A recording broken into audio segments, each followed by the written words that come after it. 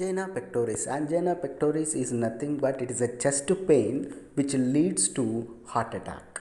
Chest pain which leads to heart attack. How? The term angina pectoris is mainly meaning of this angina pectoris is pain in the chest which occurs due to lack of oxygen supply. Due to lack of oxygen supply, lack of myocardial oxygen supply to the heart, pain in the chest will occur which leads to heart attack. Epidemiology, angina mainly 112 million people will be affected every year. Men will be affected more when compared with the women, and also it increases with age. And the types of angina, there are mainly three types of angina. Stable angina. Stable angina mainly occurs with the obstruction of atheromatous plaque. Obstruction of atheromatous plaque. Atheromatous plaque is nothing but accumulation of material, accumulation of scrap material in arteries will lead to this atheromatous plaque. Because of that, the blood supply cannot be seen to the heart and oxygen supply is reduced towards the heart.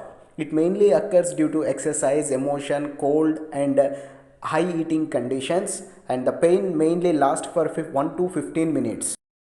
May last for 1 to 15 minutes and builds gradually. By administering nitroglycerin drug, it will be reduced. And the second type is variant angina. It mainly occurs during rest phase. Nitroglycerin and calcium channel blockers are given for treating this variant angina. And the third one is unstable angina. It also occurs at rest phase and it lasts for at least 20 minutes and it may lead to myocardial infarction and heart attack, and the patient may die because of this unstable angina.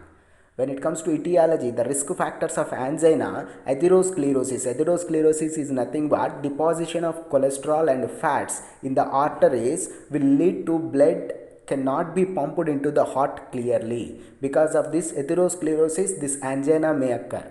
And the second one is coronary artery spasm. Coronary artery spasm means nothing but constriction of coronary arteries. Constriction of coronary arteries will lead to this angina.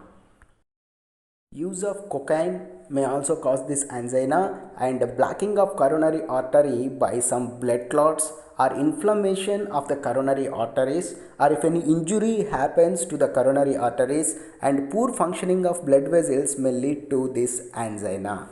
And when its symptoms or clinical manifestations are mainly chest pain and chest discomfort will be seen in these angina affected patients. These are the main symptoms. And other symptoms includes dyspnea, means shortness of breath, fatigue, increased sweating will be there, weakness will be there, and blood pressure will increase and pulse rate will increase, and palpitations are nothing but raising of heartbeat or skipping of heartbeat will be there, and the heart rhythm will be somewhat disturbed. Rhythm will be, it may be more or it may be less, like that some palpitations will be there. These are the symptoms of angina. So when it comes to diagnosis of angina, first test is exercise tolerance testing will be there, and then cardiac imaging will be there. With resonance imaging, the cardiac portion will be seen through imaging and will be detected for this angina disease. And then another is there, that is very well known, electrocardiogram technique. By using this electrocardiogram technique,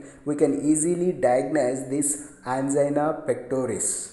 And then when it comes to management, non-pharmacological management includes counseling of the patients, providing good nutrition, avoiding alcohol and avoiding smoking, and providing some balanced diet, and decreasing the salt intake, decreasing the sodium intake will come under this non-pharmacological treatment. When it comes to pharmacological treatment, the main drugs which are used are anti-anginal drugs like nitrates, beta blockers, calcium channel blockers, potassium channel blockers, and other types of drugs are mainly used for treating this angina.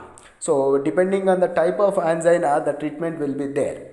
For example, you see here, for stable angina, aspirin will be given and nicorandil will be given as beta blocker. And for unstable angina, before going to hospital, aspirin is provided, and after hospitalization, clopidogrel and beta blockers are provided to the patient for treating this unstable angina. So by depending